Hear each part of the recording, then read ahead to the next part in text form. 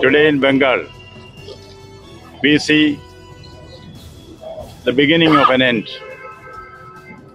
The arrest of the prime accused in the Sandeshgali incidents is an eye-opener for everyone.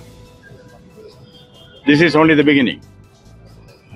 I hear the death throes of an old order and the birth pangs of a new one. We have to put an end to violence in Bengal. In many pockets of Bengal, we all realize that gangsters are ruling the roost, unchecked by law enforcement agencies. This is not just a contemporary phenomenon. This is a continuation of what has been there. We have to stem the rot. What we see is only tip of the iceberg. Last election, Panchayat elections, I had the opportunity to go to the field, interact with the people, interact with the victims and the prey. I could gather that this, what I can call, what the people call, the Gunda Raj, is very much there in many pockets of Bengal. Strong action has to be taken. This has to be nipped in the bud. That is the exercise which we should all focus on in the coming days. Well, peace to you, so that Sheikh Shahjahan should be arrested and peace and normalcy as a regime. Now, what is your next plan about Sandeshgali you would like to visit again? Today, as soon as this report came out, women from Sandeshgali started calling me over phone. They are all excited about the happening. They said they thought it will never happen. Now confidence has been restored. The inner strength of the women have been rekindled. That is why they are willing to resist, and they are succeeding in the resistance. Now the civil society, the government, all the stakeholders, political parties, silent majority, media, all should stand together to see that such incidents do not take place in society.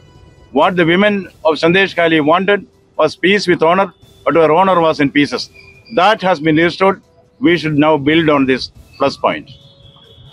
Like Sandeshgali and in particular case of Sheikh Shahjahan, you have put the other allegations come from various parts of Bengal. Did you put pressure by setting a guideline or deadline? See, as governor, I do not issue any ultimatum to the elected government. My concept is that the governor's duty is to facilitate the elected government to do its duty, not to put roadblocks. I have been observing this, I will follow that. Now, certain imperfections are there in delaying the arrest, of course. We will look into that. But other cases, that is where I am very particular. This is only an eye-opener. I have seen in the field and convinced myself that Gunda gangs are there in various parts of Bengal. Like in the olden days of democracy, in nascent days of democracy in England, there are pocket boroughs and the rotten boroughs that is controlled by this kind of people. That cannot happen. We should stand together. That is why I said, as a first step, all the gang leaders can be given an opportunity to surrender voluntarily. If not, the law has to come heavily on them. That is the action plan. This is only a beginning. Now, the race is going to be run. That is what we should be prepared for. I can answer that question by quoting a doha from Kabir. Dheere dheere re mana, dheere sab kuch hoy, mali sinje sau khada, riduaye phal hoy. We have to wait in democracy, in democratic governance. We have to wait for justice to be done. Justice delayed, of course, is difficult for us to bear, but justice is done. A few days have been lost, which is deplorable. That now it is not the time for a blame game. If any lapses have taken place from government or any other authorities, we have still time to look into that, dissect it, and come at our own decision.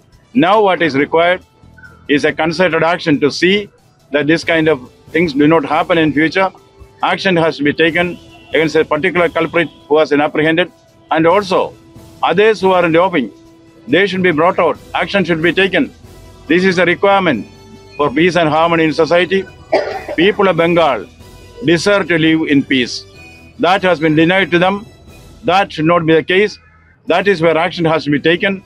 My suggestion as governor is for all the youngsters, treat it as an occasion to surrender.